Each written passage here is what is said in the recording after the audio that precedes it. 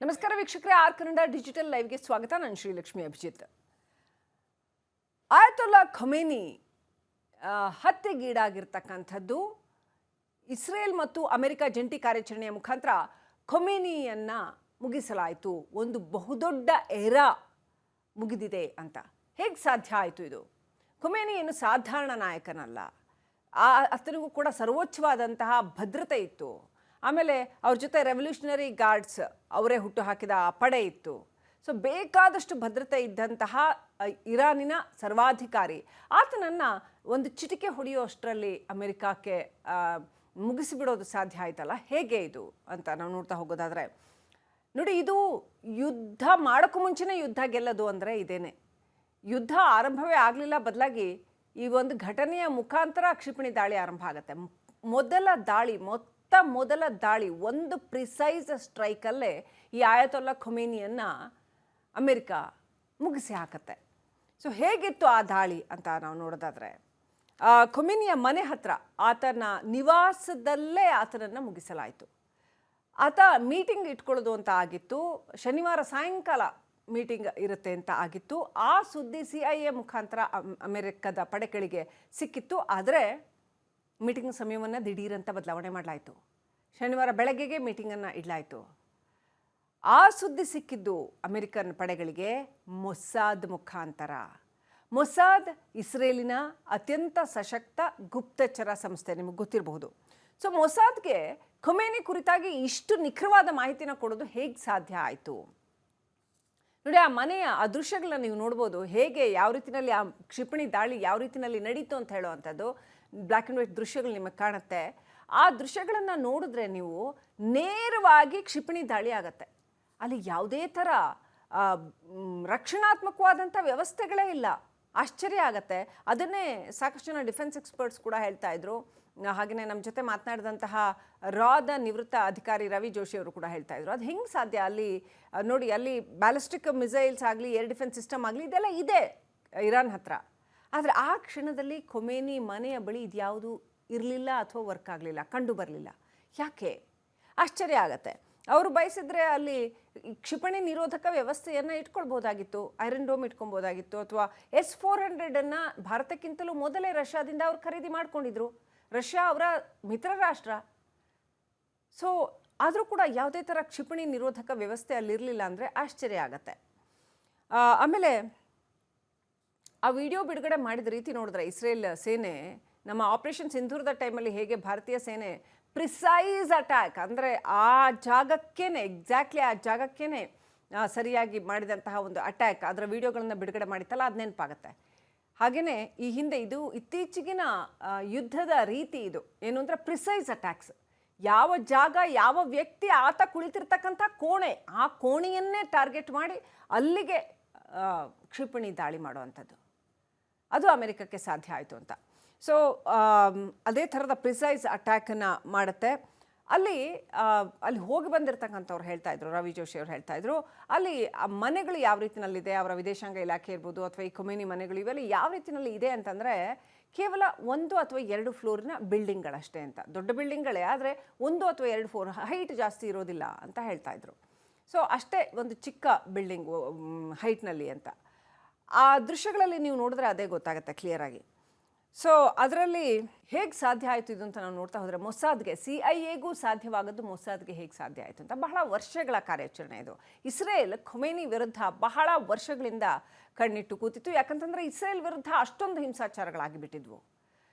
So ಇಲ್ಲಿ ಏನಾಗಿದೆ ಅಂತಂದರೆ, ಈ ಖಮೇನಿಯ ಸುತ್ತಮುತ್ತ ಮೊಸಾದ್ನ 20 ಮಂದಿ ಏಜೆಂಟ್ಗಳು ಸೇರಿಕೊಂಡಿದ್ರಂತೆ. ಆ 20 ಮಂದಿ ಸಾಕಷ್ಟು ವರ್ಷಗಳಿಂದ, ಸಾಕಷ್ಟು ಸಮಯದಿಂದ ಇರಾನಿಯರೇ ಅನ್ನೋಷ್ಟು ನಿಕಟವಾಗಿ ಅವ್ರ ಜೊತೆಗೆ ಬೆರೆತು ಹೋಗಿದ್ರಂತೆ. ಅವರ ಉದ್ದೇಶ ಒಂದೇ ಇದ್ದಿದ್ದು ಈ ಖಮೇನಿ ಆಡಳಿತವನ್ನು ಮುಗಿಸ್ಬೇಕು ಅಂತ. ಅವರು ಈ ಖಮೇನಿ ಆಪ್ತ ವಲಯದೊಳಕ್ಕೆ ಬಂದು ಸೇರಿಕೊಳ್ತಾರೆ, ಅವರ ಪ್ರಾಣಪಣಕ್ಕಿಟ್ಟು ಬಂದು ಸೇರಿಕೊಳ್ತಾರೆ. ನೀವು ಇತ್ತೀಚೆಗೆ ದುರಂಧರ್ ಮೂವಿ ನೋಡಿರೋದು ನಿಮ್ಗೆ ನೆನಪಾಗ್ಬೋದು. ಸೊ ಆ ಥರದ 20 ಜನ ಏಜೆಂಟ್ಗಳು ಮೊಸಾದ್ನ ಬಂದು ಖಮೇನಿಯ ಆಪ್ತ ವಲಯದಲ್ಲಿ ಸೇರಿಕೊಳ್ತಾರೆ. ಹಾಗಾಗಿ ಖಮೇನಿಯ ಎಲ್ಲ ಚಲನವಲನಗಳ ಮಾಹಿತಿ ನೇತನ್ಯಾಹುಗೆ ಸಿಕ್ಕಿರುತ್ತೆ. ಸೊ ಆ ಆಪ್ತ ವಲಯದಲ್ಲಿ ಸೇರ್ಕೊಂಡಿದ್ದವರು ಖಮೇನಿ ಇಲ್ಲಿ ಮೀಟಿಂಗ್ಗೆ ಬಂದಾಗ ಆ ಮಾಹಿತಿಯನ್ನು CIAಗೆ ರವಾನಿಸಿದ್ದಾರೆ. ಮತ್ತು ಈ ಆಪರೇಷನ್ ಎಷ್ಟು ನಿಖರವಾಗಿ ನಡೆದಿದೆ ಅಂತಂದರೆ, ಆ ಮಾಹಿತಿ ರವಾನೆಯಾದ 1 ನಿಮಿಷದ ಒಳಗೆ ಕ್ಷಿಪಣಿ ದಾಳಿಯಾಗಿದೆ. ಆ ಏಜೆಂಟ್ಗಳಿಗೆ ಆ ಕಟ್ಟಡದಿಂದ ಹೊರ ಬರೋದಕ್ಕೆ ಇದ್ದಂಥ ಸಮಯ ಕೇವಲ 1 ನಿಮಿಷ. ಆ 1 ನಿಮಿಷದಲ್ಲಿ ಅವರು ಅವ್ರ ಜೀವನ ರಕ್ಷಣೆ ಮಾಡ್ಕೊಳ್ಬೇಕಾಗಿತ್ತು, ಹಾಗೆ ಮಾಡಿದ್ರು ಕೂಡ ಅಂತ. 1 ನಿಮಿಷದಲ್ಲಿ 20 ಜನ ಏಜೆಂಟ್ಗಳು ಹೊರಗಡೆ ಬಂದಿದ್ದಾರೆ ಅಂತ ಮಾಹಿತಿ ಸಿಕ್ಕಿರ್ತಕ್ಕಂಥದ್ದು. ಸೊ ಹೀಗೆ ಅಂತೂ ಒಂದು ಬಹುದೊಡ್ಡ ಯುಗ ಅಂತ್ಯ ಆಯಿತು ಅಂತ, ಸರ್ವಾಧಿಕಾರಿ ಯುಗ, ಖೊಮೇನಿ ಯುಗ ಅಂತ್ಯ ಆಯಿತು ಇರಾನ್ನಲ್ಲಿ ಅಂತ. ಟ್ರಂಪ್ ಬರೀತಾರೆ, one of the most evil people in the history is dead ಅಂತ ಖೊಮೇನಿ ಬಗ್ಗೆ ಟ್ರಂಪ್ ಬರೆದಿರ್ತಕ್ಕಂಥದ್ದು. ಆದರೆ ಇದಕ್ಕೆ ಅದರದ್ದೇ ಆದಂತಹ ಲಾಂಗ್ ಟರ್ಮ್ ಪರಿಣಾಮಗಳಿದೆ ಅಂತ ಇರಾನಿನ ಲೀಡರ್ಗಳು ಹೇಳ್ತಾ ಇದ್ದಾರೆ. ನಾವೇನು ಸುಮ್ಮನೆ ಬಿಡೋದಿಲ್ಲ ಇದನ್ನು ಅಂತ ಹೇಳ್ತಾ ಇದ್ದಾರೆ. ಇನ್ನು ಇಸ್ರೇಲ್ ನೋಡಿ ಬಹಳ ಬುದ್ಧಿವಂತಿಕೆಯ ಕೆಲಸ ಮಾಡ್ತಾ ಇದೆ ಇಲ್ಲಿ. ಇಸ್ರೇಲ್ ಹಲವು ವರ್ಷಗಳಿಂದ ಥ್ರೂ ಮೊಸಾದ್ ಈ ಖೊಮೇನಿಯ ಚಲನವಲನಗಳ ಮೇಲೆ ಕಣ್ಣಿಟ್ಟಿತ್ತು.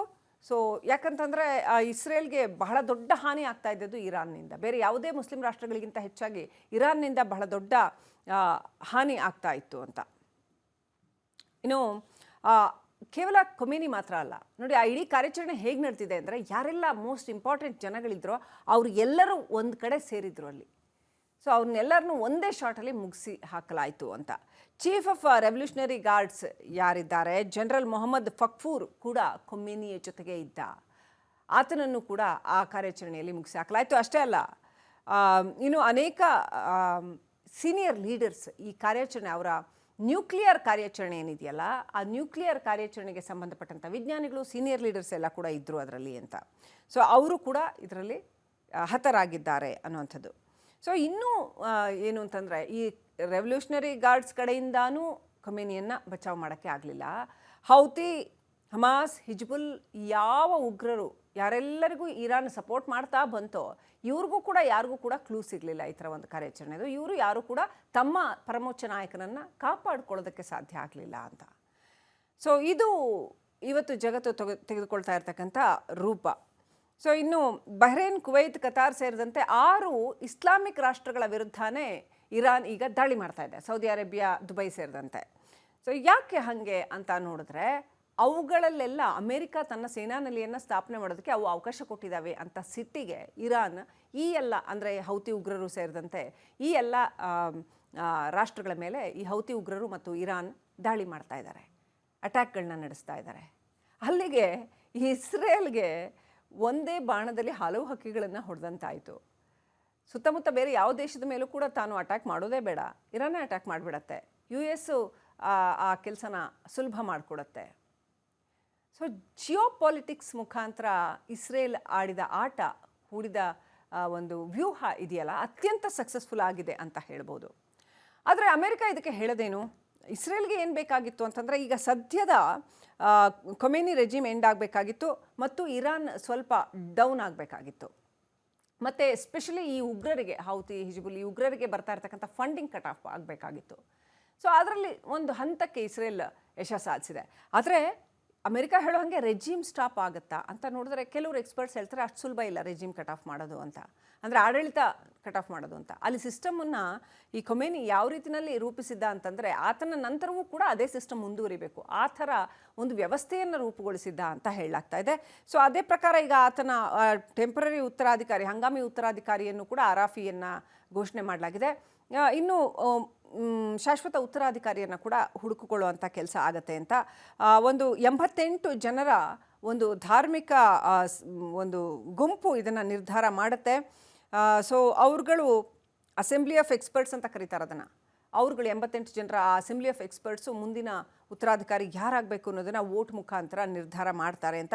ಅಷ್ಟೇ ಅಲ್ಲ, IRGC ಏನು ಇಸ್ಲಾಮಿಕ್ ರೆವಲ್ಯೂಷನರಿ ಗಾರ್ಡ್ಸ್ ಇದೆ, ಇದು ಕೂಡ ಆ ರೆಜಿಮನ್ನು, ಅಂದರೆ ಯಾವ ರೀತಿಯಲ್ಲಿ ಆಡಳಿತ ನಡ್ಕೊಂಡು ಬಂದಿದೆಯೋ ಅದನ್ನು ಮುಂದುವರಿಸುವಲ್ಲಿ ಬಹಳ ಮುಖ್ಯ ಪಾತ್ರವನ್ನು ವಹಿಸುತ್ತೆ ಅಂತ. ಹಾಗಾಗಿ US ಅಂದ್ಕೊಂಡು ಹಾಗೆ ಖೊಮೇನಿ ಹತನಾದ ಕೂಡಲೇ ಎಲ್ಲವೂ ಮುಗಿದು ಹೋಗುತ್ತೆ ಅಂತ ಹೇಳೋದು ಅಷ್ಟು ಸುಲಭ ಇಲ್ಲ. ರೆಜಿಮ್ ಕಂಟಿನ್ಯೂ ಆಗುತ್ತೆ ಅಂತ. ಆದರೆ ಮೊದಲಿನಷ್ಟು ಸ್ಟ್ರಾಂಗ್ ಆಗಿ ಇರಲಿಕ್ಕಿಲ್ಲ. ಇರಾನ್ಗೆ ಈಗ ನಡೆದಿರ್ತಕ್ಕಂಥ ದಾಳಿಗಳಿಂದ ಚೇತರಿಸ್ಕೊಳ್ಳೋದಕ್ಕೆ ಸಾಕಷ್ಟು ಸಮಯ ಬೇಕಾಗಬಹುದು ಅಂತ.